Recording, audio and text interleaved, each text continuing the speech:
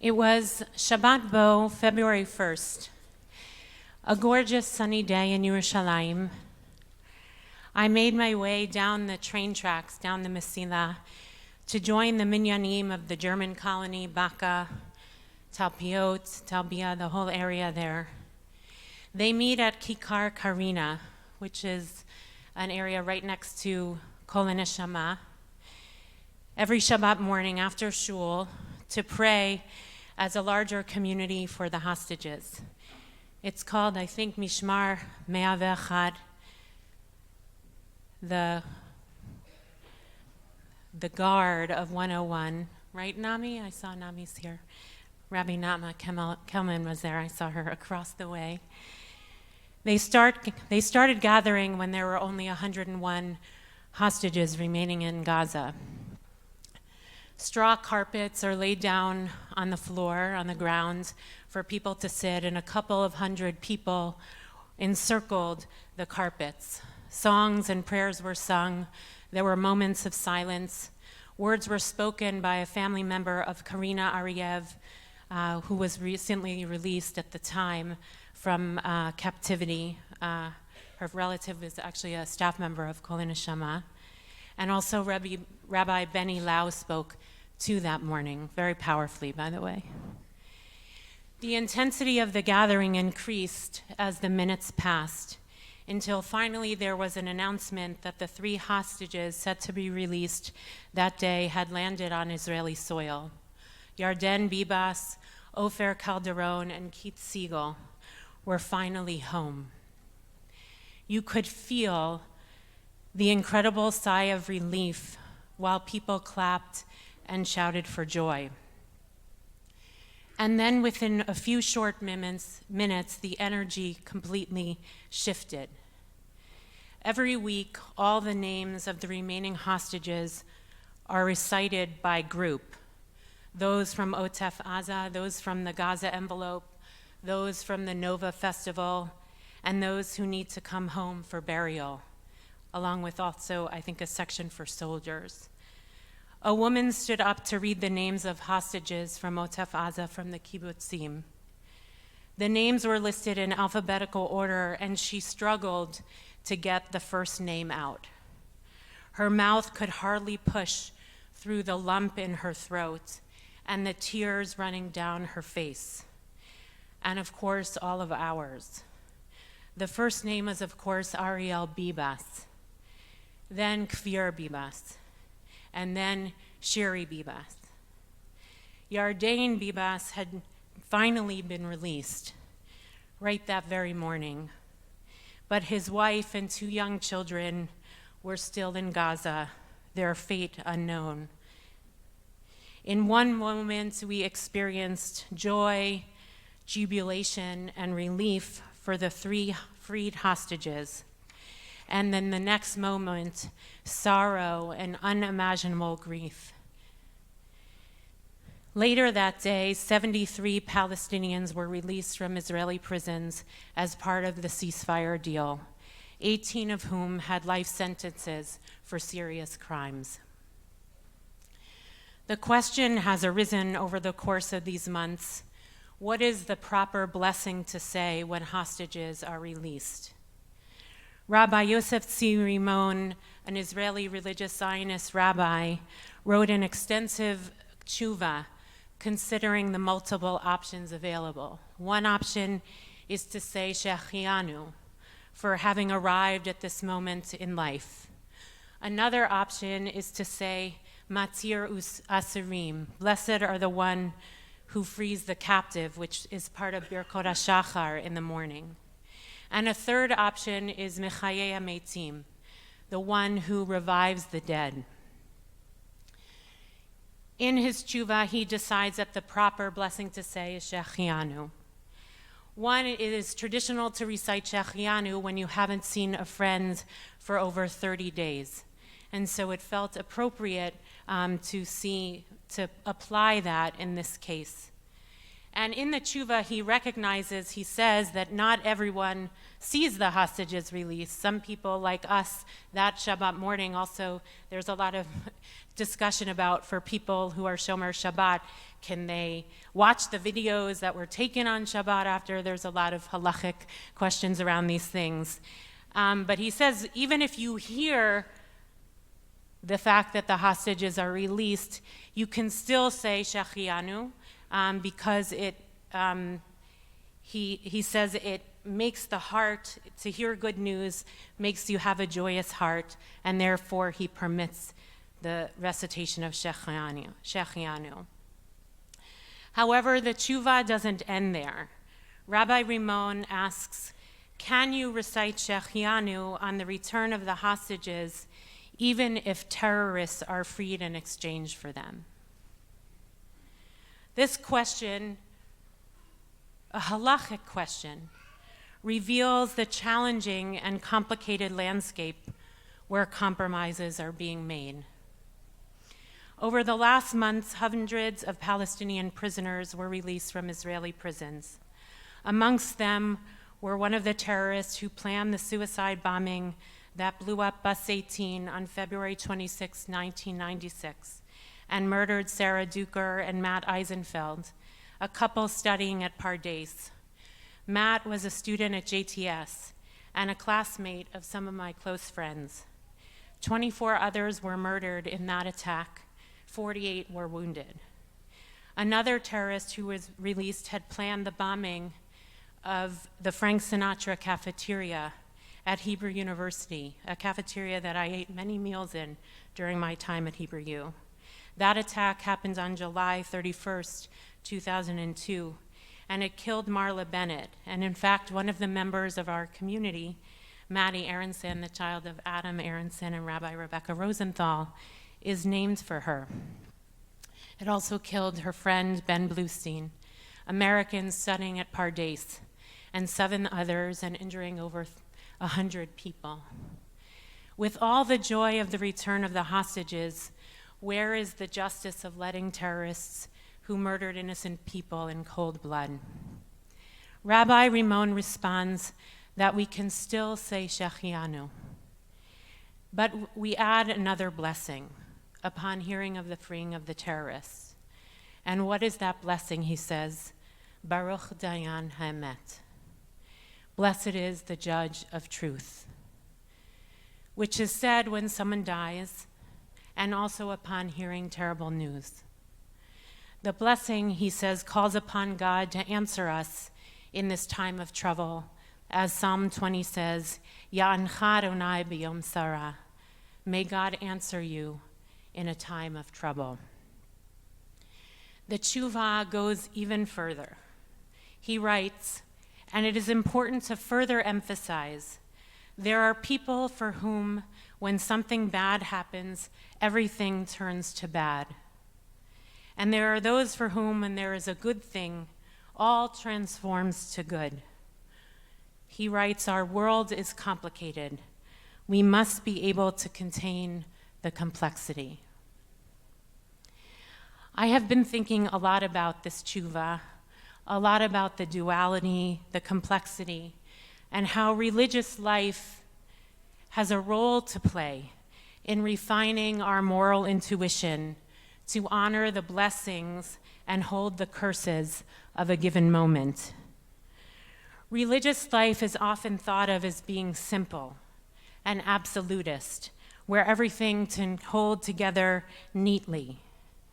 But I believe our tradition contains the wisdom to honor the intricacy and the messiness of the world, and to cultivate humility when we recognize we don't always know the whole truth, which is, of course, the reality of being a human being, and particularly a fallible human being. In that space, we use our religious intuition to search for a faithful path forward amidst the fear, amidst the devastation, the joy, and the uncertainty of living. Rav Rimon, of course, knows that Israeli society is being torn apart by 2 factions, those who believe the hostages should be prioritized at any cost, while others fight for the continuation of the war in order to destroy Hamas, if that is possible, even at the expense of the lives of the hostages. Of course, everyone believes any terrorists who are released are bound to commit the same heinous crimes, but some, of course, think it's worth it to return the hostages home. The two very powerful blessings, Shechianu and Baruch Dayan Emet, acknowledge that there is no pure path forward. We are holding it all. I believe the recitation of the two blessings also honors that there is not one perfect blessing to contain the totality of our experience. There is no wholeness. Our hearts and minds and souls are being pulled in so many directions, and the two blessings, I think, symbolically honor that truth. This wisdom has been on my mind on this Shabbat, before Purim, Shabbat Zachor, in which we are commanded to remember and blot out the name of Amalek. We will read about this commandment in the Maftir reading of the second Sefer Torah. Zachor et asher asa lecha Amalek baderech b'tzeitchem miMitzrayim. Remember what Amalek did to you on your journey after you left Egypt. How undeterred by fear of God, he surprised you on the march when you were famished and weary and cut down all the stragglers in your rear. Therefore, when your God grants you safety from all your enemies around you in the land that your God is giving you as a hereditary portion, you shall blot out the memory of Amalek from under heaven. Do not forget. This passage is read today because Haman, the villain in the Purim story, is understood to be a descendant of Amalek. We respond to the evil Amalek perpetrated against our people, particularly those most vulnerable, with a commandment of absolute eradication. Sefer HaChinuch says, to blot out this seed from the world is that we were commanded to blot out the seed of Amalek and to destroy his memory from the world, male and female, old and young. All are included in this memory. The commandment appears merciless and unconditional, but the tradition doesn't leave it there. It offers, I think, two ways to consider this commandment. The first way encourages us to interpret the nature and the extent of the commandment to blot out Amalek. And the second way questions and considers the role and responsibility of the Israelites in the attack of Amalek. Let's look first at the nature of the commandment. Commentators note that the commandment has a moral problem. Rabbi Moshe Amiel, who made Aliyah in 1936 and was the first chief rabbi of Tel Aviv, taught that the wiping out of the descendants of Amalek directly contradicts the Torah's injunction that children should not be put to death for the sins of their parents. Therefore, he says, Jews should not harm Amalekites. He writes, the view of Judaism is that the prosecution cannot turn into the defense. Evil cannot be extricated by evil means. Terror cannot be eliminated from the world through the use of counter-terror. Underlying Rabbi Amiel's commentary, this is not written, of course, post-October 7th. I just want you to know that. Underlying Rabbi Amiel's commentary is the very real concern that our response to evil will be the proliferation of evil and not its ultimate eradication. Rabbi Amiel, amongst others, emphasizes that Amalek belongs to no one particular ethnic group, while Rambam points out that the genealogical descendants of Amalek are no longer identifiable. So it's not possible to say, well, this group are the Amalekites. It's a falsehood. Amiel writes that Amalek is the symbol of armed might. Rav Amital, who was an Orthodox rabbi and the Rosh Yeshiva of Har Zion, he's also attributed with the building of the Hester yeshivot, which were yeshivot that kind of tracked Orthodox young men into the army afterwards. He was also a member of Knesset and died in 2010, writes that the war with Amalek is not a national war, but a cultural war. Amalek is a culture of nihilism, in which everything is permissible. There is no journey, no direction. Everything is coincidental. There is no absolute value that must be held dear. That's how he understands Amalek. Others, of course, speak to Amalek as being the essence of pure evil. And the Kedushat Levi, which I think Becca wrote about in her Towards Shabbat, speaks of the seed of Amalek being in every one of us. While other Hasidic rabbis note that Amalek has the same numerical value as the Hebrew word safek, which means doubt. Amalek cools off our devotion to God by causing doubt.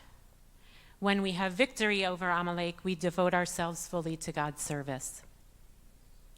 So those are many, many ways that the tradition, commentators over hundreds of years understand the meaning of the commandment to wipe out Amalek.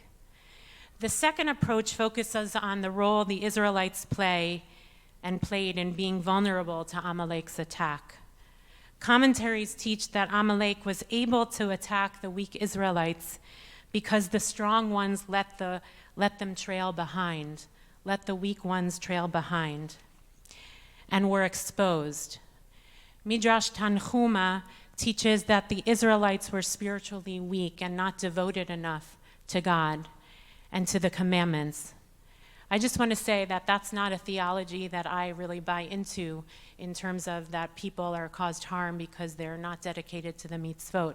I offer these up to say how the tradition was contemplating the responsibility of the Israelites for the attack. And in the Talmud in Sanhedrin, there is a fascinating midrash that says Timnah desired to convert, and she came before Abraham, Yitzchak, and Yaakov. Of course, they didn't live all at the same time, but as the Beit Din, she came before the patriarchs, and they rejected her for conversion. She therefore became a part of the concubine of Eliphaz. And who was Eliphaz? The father of Amalek. So one could say that it was our patriarch's rejection of Timnah that set the stage for the Israelites to suffer at the hands of Amalek. I share these teachings because I'm worried. There is no doubt we encountered pure evil on October 7th. Many of those wounds, still fresh, even a year and a half, were reopened in the last month when we saw hostages who were returned at half their body weight, being paraded through the streets of Gaza, past mobs of militants, to the point where I was sitting in Ronnie Yeager's office at the Hartman Institute, and we were watching as the TV was showing, and the camera was trying to find the hostages being paraded through the mobs, and you couldn't see them. And that was Gadi Moses, and it was terrifying, and that's just watching it.